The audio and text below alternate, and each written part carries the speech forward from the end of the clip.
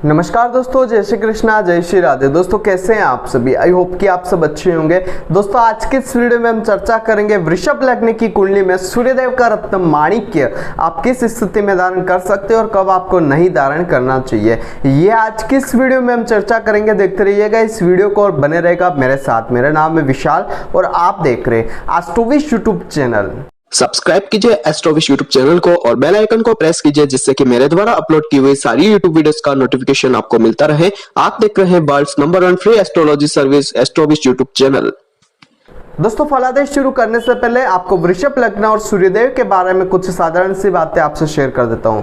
आप सभी जानते हैं वृषभ लग्न के स्वामी होते हैं शुक्रदेव। शुक्रदेव ने सूर्यदेव को क्या दिया? एक तो आपसे एक चीज कहना चाहूंगा, इस वृषभ लग्न की कुंडली में शुक्रदेव और सूर्यदेव के साथ तात्कालिक मैत्री नहीं है। यहाँ पर इन दोनों के बीच शत्रुता का भाव रहता है, लेकिन कुछ स्थितियां ऐसी बन रही है जिसके कारण आप इस कुंडली में इनका रत्न धारण कर सकते हैं। तो वृषभ लग्न की कुंडली में शुक्रदेव ने सूर्यदेव को चौथा घर प्रदान किया। शुक्रदेव ने सूर्यदेव को चौथा घर देते हुए केंद्र में स्थान दे दिया, लेकिन इनकी सूर्यदेव के साथ तात्कालिक मैत्री नहीं है, इनकी सूर्यदेव के साथ शत्रुता का व्यवहार है। तो यहाँ पर केंद्र के स्वामी होने के कारण और लग्नेश के साथ सूर्यदेव की शत्रुता होने के कारण इस कुंडली के लिए सूर्यदेव जो है वो समग्रह हुआ है, न्यूट्रल प्लेनेट हुआ है। जिस घर में जाएंगे, जिस राशि में बैठेंगे, जिस भाव में बैठेंगे या जिस ग्रह के साथ बैठेंगे उसके अनुसार फलों की प्राप्ति कराएंगे और अननेसेसरी उसमें वृद्धि या अननेसेसरी उसमें कमी आपको देखने को मिल सकती है।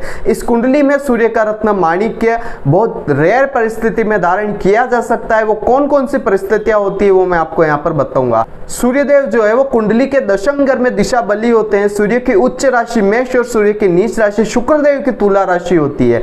सूर्य की स्वराशि सिंह राशि होती है। ये कुछ बातें मैंने सूर्यदेव के बारे में आपको बताई और यहाँ पर यह कुंडली आपके सामने ड्रॉ हो चुकी है। आप देख सकते हैं ये वृषभ लग्न की कुंडली है। लग्न में 2 नंबर लिखा होने के कारण ये वृषभ लग्न की कुंडली आपके सामने बनी।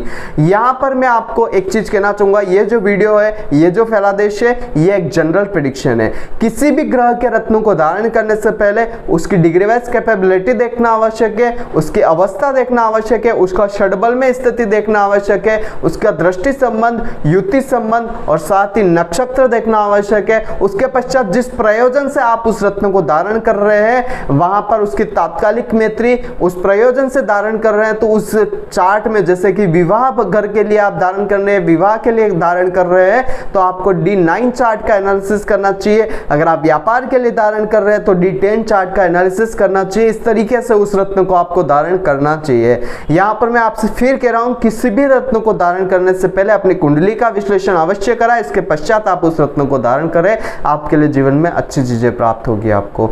यहाँ पर आप देख सकते हैं वृषभ लग्न की कुंडली है और यहाँ पर सूर्यदेव जो है वो लग्न घर में विराजमान है। सूर्य यहाँ पर लग्न में विराजमान है तो क्या आप इनका रत्न पहन सकते हैं या नहीं पहन सकते हैं? तो यहाँ पर मैं कहना चाहूंगा, केंद्र का स्वामी है, केंद्र में बैठा हुआ है और अगर शुक्र के साथ इनकी तात्कालिक मैत्री हो जाती है और दूसरे ग्रहों के एक्सेप्ट अच्छे हो जाते हैं तो यहाँ पर आप इनका रत्न धारण कर सकते हैं। यहाँ पर धारण किया हुआ रत्न आपको सुख समृद्धिदायक रहेगा, माता, भूमि, मकान, वाहन, हर चीज का सुख प्रदान करेगा। लेकिन विवाह में देरी और वैवाहिक जीवन में आपको कटुता ज्यादा देखने को मिल सकती है और यहाँ पर वैवाहिक जीवन में आपको जो है अननेसेसरी समस्याएं और व्यापार में भी अननेसेसरी समस्याएं यहाँ पर सूर्य की स्थितियां प्रदान कर सकती है। आपके अंदर अनावश्यक जो है सूर्य की स्थितियां आपको जो है एटीट्यूड दे सकती है। सेकंड हाउस की बात करें तो सेकंड हाउस में बुध की राशि आती है और यहाँ पर सूर्य का रत्न धारण किया जा सकता है। आपके कारण आपके जीवन में या आपको धन का सुख बहुत अच्छा रहेगा और आपके कारण आपके परिवार में भी सुख समृद्धि अच्छी रहने वाली होगी।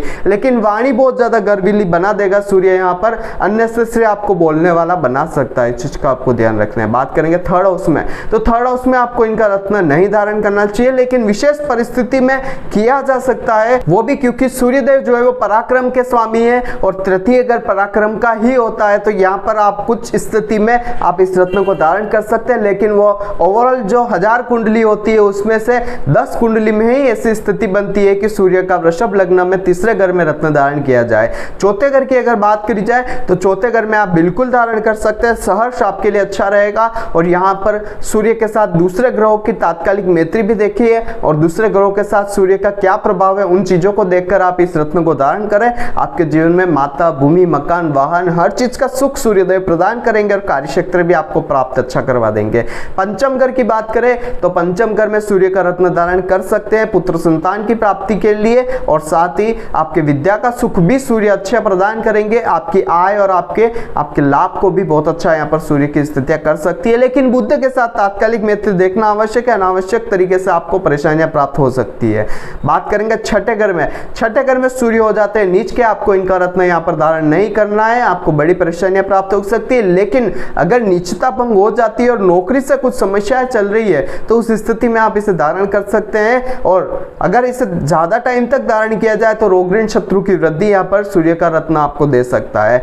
सप्तम घर की अगर बात करी जाए तो सप्तम घर में आप इनका रत्न धारण कर सकते हैं, लेकिन बहुत विशेष परिस्थिति में, क्योंकि मंगल की स्थिति इनके साथ देखना आवश्यक है। और यहाँ पर रत्न धारण किया हुआ आपके वैवाहिक जीवन में विलंब प्रदान कर सकता है, आपके वैवाहिक जीवन का जो सुख है उसको जला कर रख कर सकता है, आपके वैवाहिक जीवन में लड़ाई झगड़े प्रदान कर सकता है, व्यापार को नष्ट कर सकता है, व्यापार में समस्या प्रदान कर सकता है, दैनिक आय में आपको कमी देखने को मिल सकती है। इसलिए यहाँ पर सूर्य का रत्न धारण करने से पहले काफी एनालिसिस करना आवश्यक है।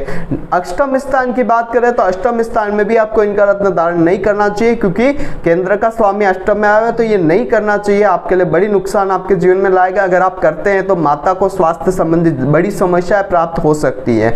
बात करेंगे नवम स्थान में। नवम स्थान में सूर्य का रत्न धारण किया जा सकता है, लेकिन शनि के साथ तात्कालिक मैत्री देखना आवश्यक है। अगर शनि के साथ तात्कालिक मैत्री हो जाती है तो यहाँ पर ये सूर्य का रत्न आपको भाग्योन्नति प्रदान करेगा, आपके भाग्य से आपको वाहन का सुख देगा, आपके भाग्य से आपको मकान का सुख भी प्रदान कर लेगा और हर चीज से आपको अच्छी चीजें प्रदान करने वाला होगा।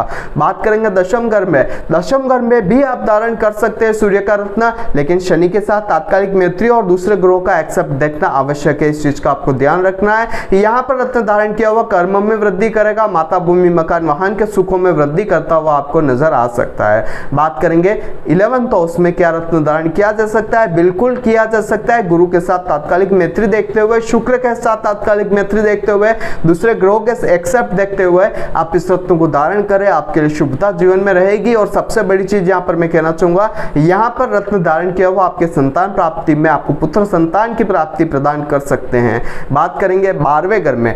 12वें घर में सूर्य का रत्न अवश्य धारण किया जा सकता है। अगर आप विदेश यात्रा करना चाहते हैं, विदेश में आप घूमना चाहते हैं, विदेश में सेटलमेंट होना चाहते हैं, विदेश से रिलेटेड कुछ अच्छे फायदे अपने जीवन में प्राप्त करना चाहते हैं, तो आप उस स्थिति में सूर्य का रत्न धारण करें। लेकिन यहाँ पर लॉन्ग टाइम तक धारण किया हुआ रत्न आपको जो है व्यय की वृद्धि करवा देगा, आपको बहुत ज्यादा रातों की नींद उड़ा देगा, आपको जीवन में सुख की प्राप्ति कम होती हुई नजर आएगी। और यहाँ पर जो है सूर्यदेव उच्च राशि के होते हैं तो आपको फायदे तो दे सकते हैं, लेकिन जो है 12वां घर है और 12वें घर में चौथे घर का सुख घर का स्वामी गया हुआ, व्यय घर में गया हुआ है, तो आपको बहुत ज्यादा खर्चे लगा कर रखेगा, उस वजह से आपको समस्याएं प्राप्त हो सकती है।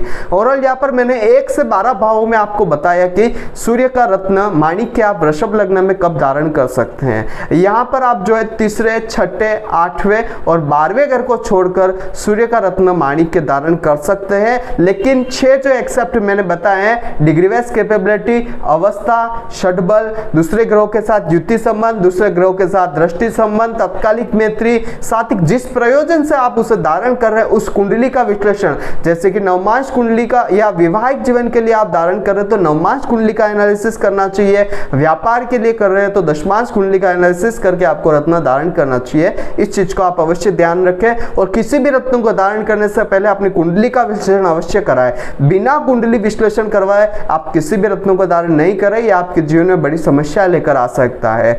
यहाँ पर अगर आप रत्न धारण नहीं कर सकते तो आपको क्या करना चाहिए, तो यहाँ पर आप रत्न धारण नहीं कर सकते तो आप दान कर सकते हैं, व्रत कर सकते हैं, उसके मंत्र का जप कर सकते हैं या उसके यंत्र का उपयोग अपने जीवन में कर सकते हैं, आपके जीवन में सुख समृद्धि रहेगी। अगर आप ये जानना चाहते हैं कि आपके लिए आपकी कुंडली से रिलेटेड ऐसा रत्न कौन सा है जो आपको फर्श से अर्श तक पहुंचा दे, ऐसा कौन सा रत्न है जो आपको रातों रात तरक्की प्रदान कर सकता है? अगर आप ये जानना चाहते हैं तो नीचे स्क्रीन पर हमारे कॉन्टैक्ट नंबर आ रहे हैं, आप उस पर कॉन्टैक्ट कर अपनी कुंडली का विश्लेषण हमसे करवा सकते हैं और अपने लिए अच्छा और सुटेबल जो आपके लिए रत्न है उसे आप प्राप्त कर सकते हैं। आज की वीडियो में बस इतना ही, कल फिर मिलेंगे एक नई वीडियो के साथ, एक नए टॉपिक के साथ। तब तक के लिए जय श्री कृष्ण, जय श्रीनाथ जी बाबा की।